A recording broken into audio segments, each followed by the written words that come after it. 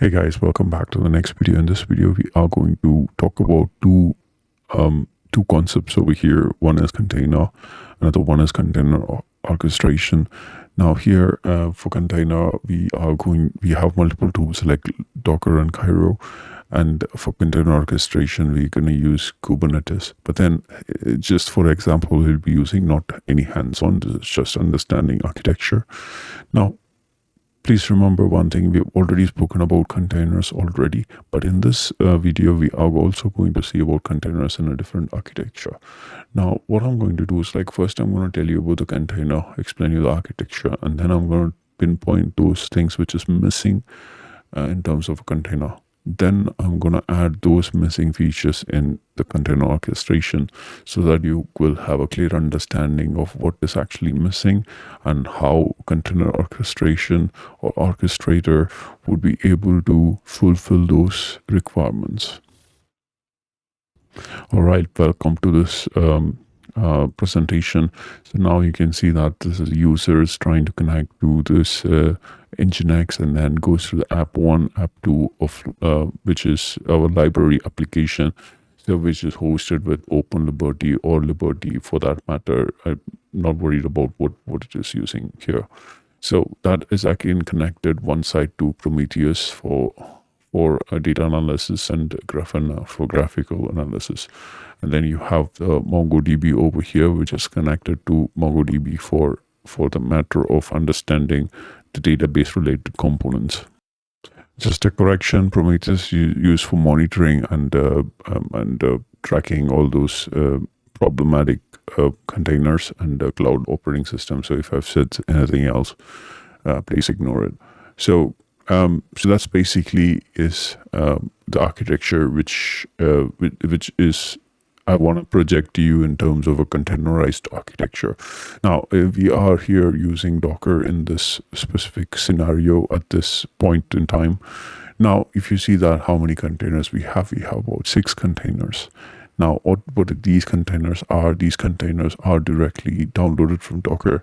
So these are basically the smaller versions or the miniature versions of your operating systems, which is designed to perform only those specific tasks. Like, for example, you can download a container from Docker image, which basically is just about installing your Nginx on it, but it comes pre-installed. You don't really have to install anything. So if you just download the image from Docker Hub for Nginx, it's going to come with an operating system and the native support for your Nginx.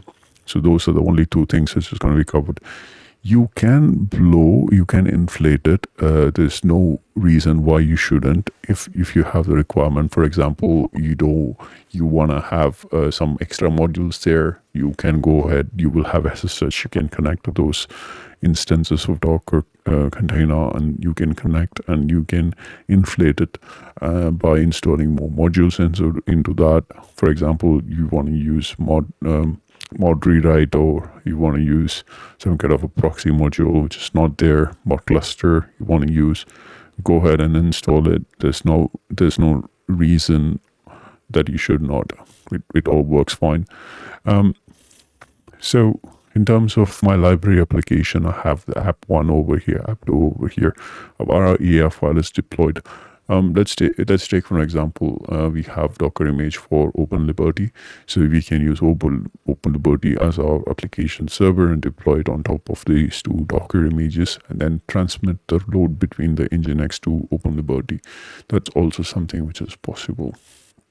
And then one side of this is connected to Prometheus for monitoring and Grafana over here. So you can see that the connection between Prometheus and Grafana. On the other hand, you can see it is using the MongoDB over here for the database related activities. So a total of 6 containers are present over here. This is basically what containers we spoke earlier about. Previously, we didn't name any of the containers or the usage of the containers.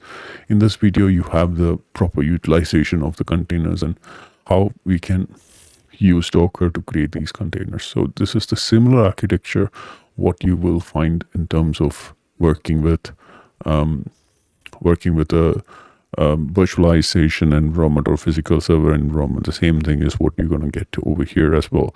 But then these Docker images are very small in size, which means that you can scale up and scale down pretty immediately.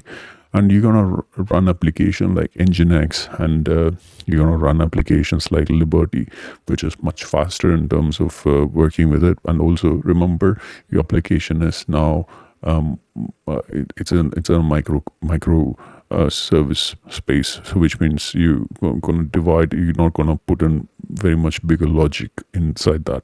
You're going to divide the logic, and you're going to make it multiple separate logics. So that's the that's why it makes it faster. That's why it makes it versatile. So now let's talk about what is missing over here.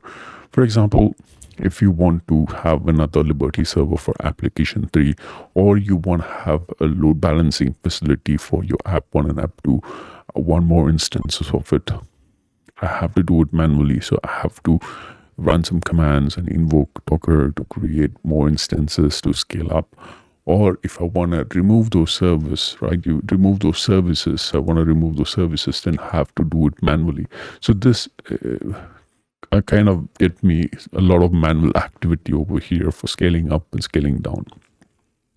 Remember also that if some of the server instances crashes, or the nodes here which is running crashes, then I have to manually start them up, figure out the problem, and then bring them up, and then I need to create another spare instances for whatever has gone down, and since I need to do that.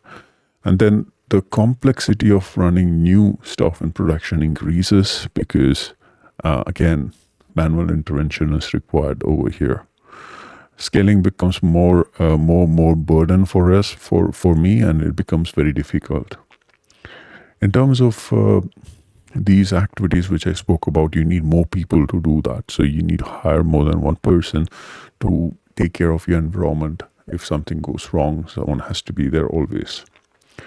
And when you talk about public cloud providers, your bill becomes more expensive if someone forgets to scale down the servers whenever it's not being used, right? So these are the real-time scenarios when you don't have an orchestrator.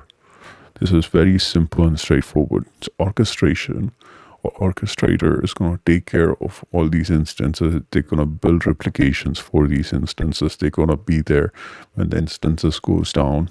They're going to bring it back up.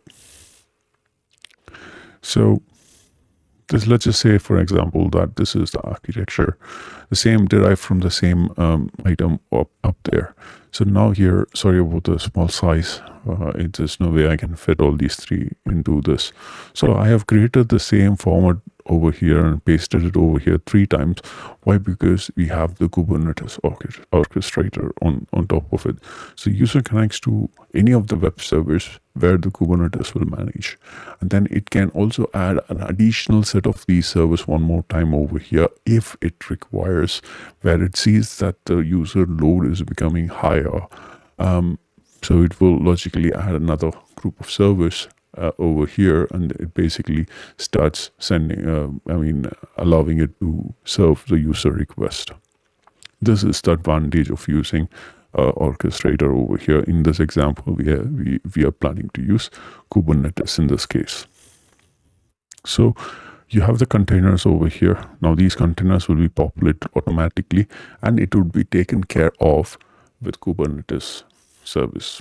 This is just an example to show you. Do not worry about this Prometheus and Grafana at this moment. So that may be outside the Kubernetes. All right. So that's it I want to tell you guys, because I just want to show you what's the difference between a containerization and orchestration.